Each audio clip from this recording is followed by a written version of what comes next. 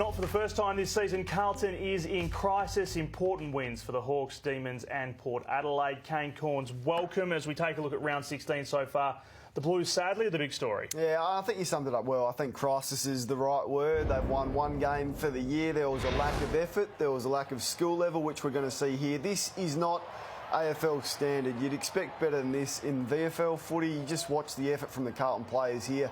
Brisbane were terrific. We'll get to that shortly. Their young players and the list they're building is exciting. But time and time again, we could have shown probably 30 clips like this today. Have a look at this one from Jones. That is a one-step lazy kick in your defensive 50 that costs you a goal. There's no care. There's no work rate. They've won one game for the year, and this is going to go down as, you know, clearly, if not their worst season of all time, one of the worst. And just a staggering performance today after they'd shown some reasonably positive signs against Port Adelaide for three quarters last week. Yeah, we'll put where they're at into context in just a moment. There is a really serious story out of the game. That's Caleb Marchbank hospitalised with a heart concern, so we'll keep you up to date on that over the course of the next few days. But in terms of the Blues and where they are at right now, obviously Carlton fans are desperate for answers. Here's what their coach Brendan Bolton had to say. I think our supporters can understand the reality of where we're at just now. We have a lot of work to do. Our group needs to hear we're going to try and be defined by pressure. That's something we're not going away from, and stay united as a footy club. So it's been inconsistent, and we've got to work really hard at it, really hard. We're disappointed, and we'll challenge hard and we'll work hard. So what do we make of that? Defined by pressure. Just words there from Brendan Bolton. He clearly couldn't believe what he's trying to tell his fans there, what he's trying to tell his players, because Brisbane took 80 more uncontested marks today. That's a complete lack of pressure. They had 123 more uncontested possessions. Brisbane took 24 marks inside 50. So that's not pressure. You don't take 24 marks inside your forward 50 and have 80 more uncontested marks if there's pressure. So they're complete words, and I feel sorry for him because he has to come up with a different spin at every weekly conference that he does. But right now, Blues fans don't want to hear that, and probably don't want to hear from the coach right now on what's been a disaster of a season. Well, let's have a look at where the Blues fit into history right now. It's not often that a team only wins one win in a season. Obviously, the year isn't over yet. But look at that. I mean, there's not many, is there, over the past 40 years? No, if you take out Greater Western Sydney, that 2013 was their second year in the AFL when they were full of 19-year-old kids. Go back to 96 with Fitzroy, so that's how low Carlton are at right now. And despite all the number one draft picks and the first-round draft picks they've got in their list, something's clearly wrong with the way that they've gone about it, and the rebuild's not working. We've seen Brisbane's rebuild today and what the future holds for them, but Carlton just don't have a future at the moment. All right, we thought we'd do Blues fans a favour and see if we could find a win for you in your run home, but sadly it's pretty difficult. This is the run home for the Blues, and we found only two games where they might be the slightest of chances, but it's unlikely even those two against the Saints and the Suns. Yeah, well, you never know. I mean, they might be a response from this week's performance against Brisbane. They usually will be, and you'd think they'll be competitive against St Kilda on Friday night next week, but yeah, it doesn't even matter. Even a three-win season on the back of 6 last year is lack of improvement, and all the fans wanted to see was some sort of improvement, which they're not getting. And that's another point you make about Friday night, St Kilda and Carlton. That's obviously going to be talked about in the week ahead, isn't it? Let's look at some positives from the Brisbane Lions. We're going to highlight this man. Eric Hipwood, yeah, I just don't think he gets the recognition that he deserves. I mean, he is 20 years of age. He's 1 year younger than Charlie Curnow right now. Through 45 games, he's kicked 68 career goals. Curnow, who we've spoken about at length, and rightly so this year, has played 40 games and 51 goals. So 17 less goals to a similar stage in their career. And look, at 203 centimetres, his 6 goals today shows what he's capable of, particularly when he continues to fill out with his body and Brisbane become a more powerful side. So Saturday start today, and rightly so. Port Adelaide got over the line in their match against the Saints. I guess the story from this match, though, sadly, is an injury to Tom Jonas. Yeah, almost their most important player, Tom Jonas. Now, the update from the club is that he's been cleared of any ACL damage there, so that's a complete relief for them. Now, there's some damage to the kneecap. They're not sure how serious that is. They're saying it could be anything from 0 to 6 weeks. But he will be back in time for finals. But big blow. They've got Jack Homsch in the sandful ready to come back and take his spot should he miss next week. Now, the Hawks really blew the Bulldogs out of the water in the third quarter, didn't they? Oh, they're outstanding, and just thought it was their veterans that stood up in the absence of Sean Burgoyne, who's not there. The news that Cyril Rioli retired. Bulldogs were good for a half, particularly with Joe Hannison off half-back. Hawthorn adjusted to that, changed some things at half-time, kept their 6 forwards at home, and then the second half performance as good as any side we've seen this year. So they're coming. Hawthorn a big percentage boost today. I want to speak about Luke Bruce in a minute because he is in the team of the week. This was one of the great small forward displays today from Luke Bruce. 25 disposals, 7 tackles, 13 score involvements and 6 goals too. Right now he's overtaken Eddie Betts as the best small forward in the game, and with Cyril retiring, Luke Bruce currently is the best small forward in the AFL. Big call, a nasty head clash for Ben McAvoy and Josh Dunkley. This would have been nothing but painful. No, how's the courage from both players here? Absolute courage, head down over the ball, fair collision from both players. Head clash there, McAvoy comes off second best, and we're just fearing the worst with his cheekbone there, that there could be a fracture there. He was taken away in an ambulance after he went down to the room. So he's a really important player, has been solid for them all year. Segler will have to step up in his absence, but just goes to show the courage of the modern player. Now, I said a really important win for the Demons. It was, but a lot of concern still up in Darwin in this game against Fremantle. With the inaccurate goal kicking, 13 goals, 24 for the Demons. I mean, this was really... Some of these misses were unbelievable. Yeah, it was always really tricky conditions up there.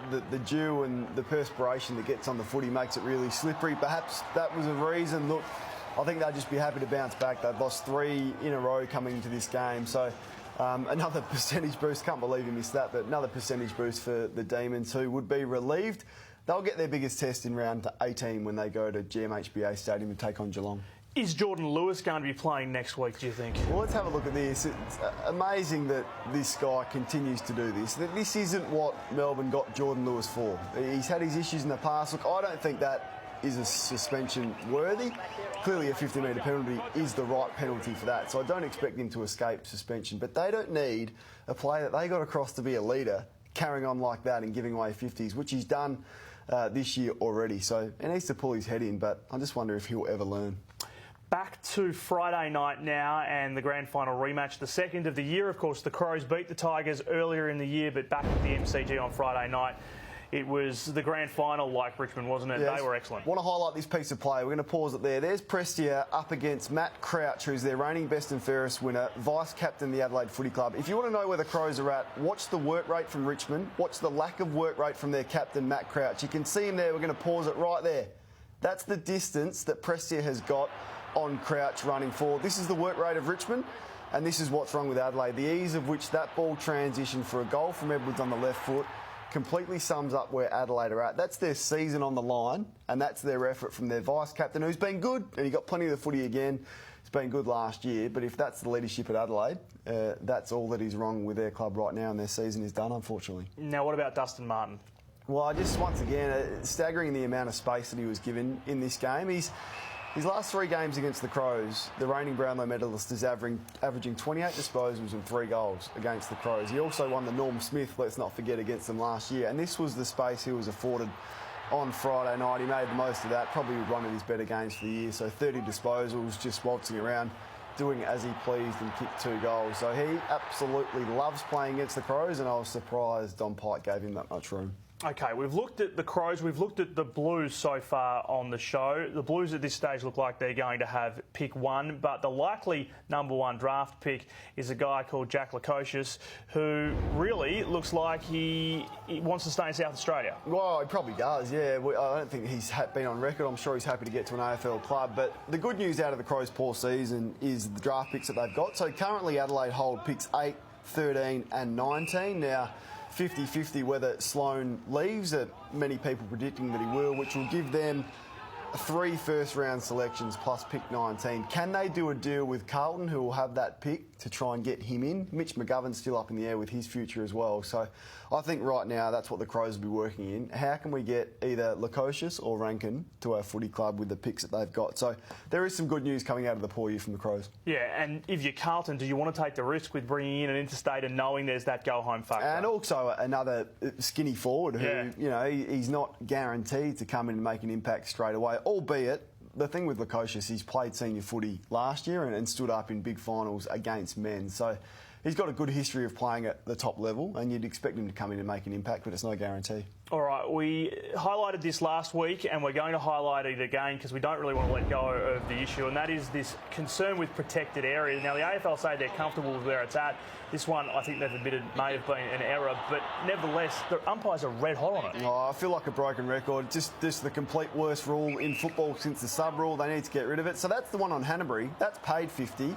The next night, this one's on Dustin Martin that's not paid. So you can understand the confusion from AFL supporters and fans as to why that's not paid, but Hanbury is. All we're asking is for some consistency, and they have to adjust this rule before it costs a team a big final and all hell break loose. Yeah, it's frustrating and it's confusing, and that's coming from the fans. The AFL, as I say that they're comfortable with where it's at. Let's take a look at the ladder. And it's pretty interesting reading, isn't it? Richmond a win clear at the moment. Port in second. Collingwood will move back up to second if they win. Melbourne 6th. Geelong 7th. Hawthorn in the 8th. The Giants and North still in touch. And Carlton all the way down the bottom there. And look, positive signs for the Brisbane Lions as a result of that victory today. Yeah, the ladder looks good in terms of the season will be alive, I think, until round 23. Those spots for finals and percentage will come into it. And there's some big games on tomorrow, which we will take a look at. And the biggest one will be Essendon and Collingwood at the MCG tomorrow. So that's going to be a ripper and can't wait for that one. There it is there. North Melbourne and Gold Coast, you'd expect the Kangaroos to be too strong. And fascinating also, twilight game at Optus Stadium between West Coast, who are riddled with injury, as are the Giants. Can the Giants, continue their push towards the 8? And West Coast need a win to try and hold on to that second spot if they can at the end of the year. One more thing before we go. Please watch where you're going. Can you get out of the way? Look what happened here. First of all, with Ollie Florent and the interchange steward. That was a bit of bad luck. And then what about this? I don't know what he was meant to do there. No, not much to do. Just lucky that Robbie Gray wasn't seriously injured with the fence issues that we've had this year, and lucky it wasn't any bare skin that got on that fence and he was cut there. But yeah, in my experience, interchange stewards are extremely grumpy men. So I'm not sure that man from Sydney would have been too happy with losing his footing on primetime TV. You thought he went over pretty lightly, didn't you? I thought he did. Keep your feet, get your screw-ins on and keep your feet, old son. That is it from us. Thanks for watching the Round So Far. I was going to call him old man then.